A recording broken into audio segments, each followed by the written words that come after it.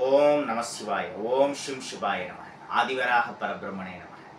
பொதுவாக இந்த வராக உபாசனை அப்படிங்கிறது ரொம்ப விசேஷமானது. பூமியை காப்பாற்றுறதுக்குனே பெருமாள் எடுத்த அவதாரம் வராக அவதாரம்.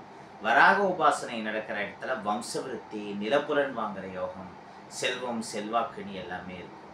இப்போ நம்ம கஸ்டமர்ஸுக்கு என்ன ப்ராடக்ட் வாங்கினாலும், கீச்சைன் மாதிரியான விஷயமா இருந்தாலும், விபூதி, குங்குமம், அப்புறம் மஞ்சளோடு திருநீற்று பச்சைங்கிற மூலிகையை சேர்ந்து பண்ணுற பச்சை குங்குமம் இதெல்லாம் தரும். அதோட அடிஷ்னலாக இன்னும் 2 விஷயங்கள் தரப்போம். தினமும் இங்கே நிறையா திராட்சை நைவேத்தியம் மெயினாக பண்ணுறோம். உலர் திராட்சை, அதோட சந்தனம். லாஸ்ட் செவ்வாய்க்கிழமையிலேருந்து ஆரம்பித்து 108 நாட்களுக்கு தொடர்ந்து வராக கவசம் சொல்லி சந்தனத்தால் சாலக்கிராமம் வராக பெருமாளுக்கு சந்தனக்காப்பு சாத்திர பூஜை லாஸ்ட் செவ்வாய்க்கிழமையிலேருந்து ஆரம்பிச்சுது. இது இன்னும் 108 டேஸ் போகும். இப்போ தான் 3 நாள் முடிஞ்சிருக்கு. ஸோ தினமும் நிறையா சந்தனக்காப்பு சாத்திரத்தினால 4 பேர் கொடுத்தாதான் அந்த வைப்ரேஷன் எல்லாருக்கும் போய் சேரும், எல்லாருக்கும் அந்த புண்ணியம் பலன் போய் சேரும்.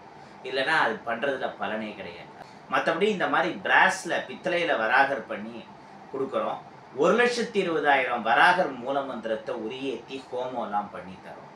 இது மொத்த பூஜை வராகர் விக்கிரகம் எல்லாம் சேர்த்து 1500நாலும் எல்லாராலையும் காசு இருக்குன்னு டக்குன்னு வாங்கிட முடியாது. ஏன்னா வராக உபாசனைங்கிறது ரெகுலராக பண்ணணும்னா அது வராகர் மனசு வச்சாதான் முடியும். நம்முடைய கர்மவினை, கெட்ட கர்மவினையெல்லாம் தீரணும்னு விதி இருந்தால்தான் முடியும்.